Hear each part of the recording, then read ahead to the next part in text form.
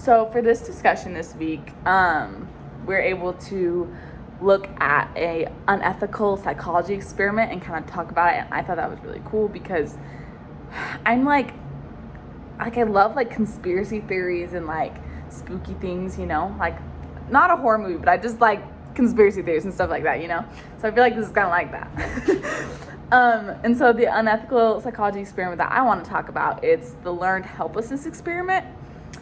And this experiment happened in 1967 at the University of Pennsylvania, and when it was conducted by Martin Seligman. And he is a very important psychologist. I know that like when I think of like the 60s, it seems like so long ago, but he's still alive. But his discoveries of learned helplessness and positive psychology have furthered the work in psychology.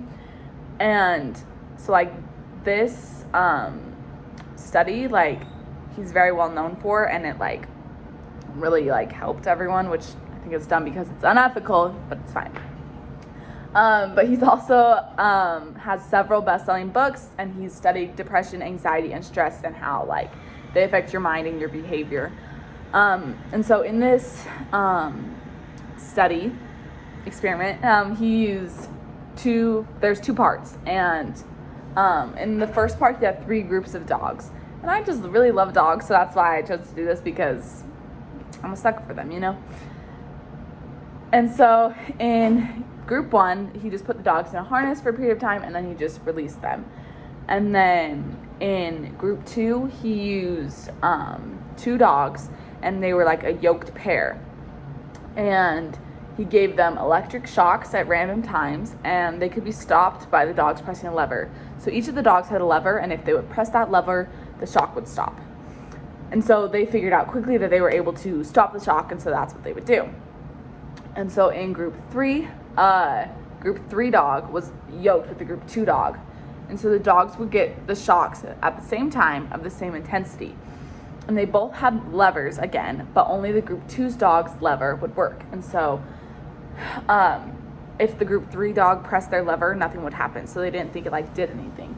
So, but the group 2 dog, like his lever did work, so he would just shut off the shock, that he had learned in like the past experiment. He just used the lever and shut off the shock. But the group 3 dog didn't like think that the lever did anything. So to them, the shock seemed inescapable, and it seemed like they just couldn't do anything to avoid the situation, And they just saw that the shocks stopped at random times. And so in this part 2 of the experiment, the same dogs were used, and they were put in this rectangular chamber, and there was 2 rectangular compartments, and they were separated just by a small barrier a couple inches high. And so the dogs were placed in one side of the chamber, and a shock would be administered like just through the floor of it, and the dogs could escape the shock if they just jumped over the like small barrier to the other side. And so like all of the dogs were able to do that, but the dogs from group 1 and 2 easily found this out, and they would just jump over and escape the shock. But most of the dogs from group 3, who previously learned that they could do nothing to stop the shock, they would just lay down like passively and just whine while they were shocked, because they didn't think that it could stop anything. They didn't think they could stop the shock.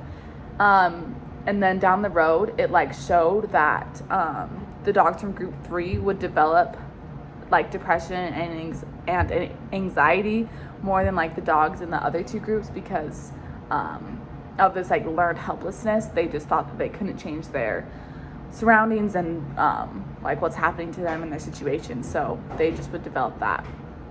And so that was just a long-term effect on the dogs from group 3. And the unethical part of this experiment is that like dogs are being like shocked and harmed in this experiment, and that like dogs are ending up developing like depression from this. Like that shouldn't be happening, And so I feel like there could have been a better way to conduct this experiment, instead of having them experience pain, having them experience discomfort.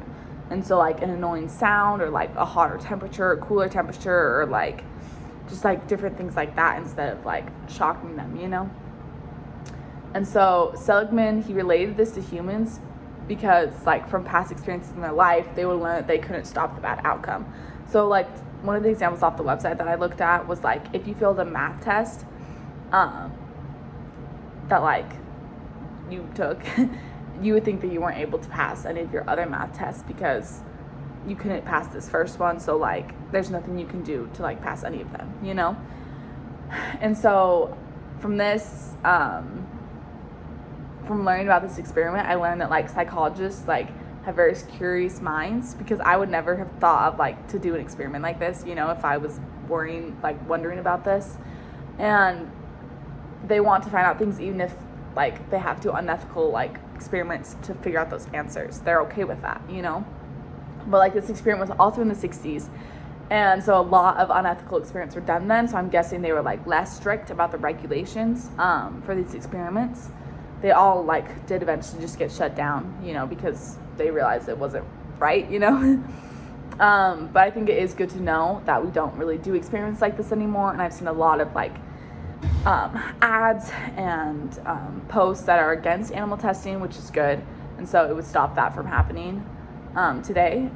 One of my question is, like, for you guys, is what would you make as a regulation for possible psychology experiments today?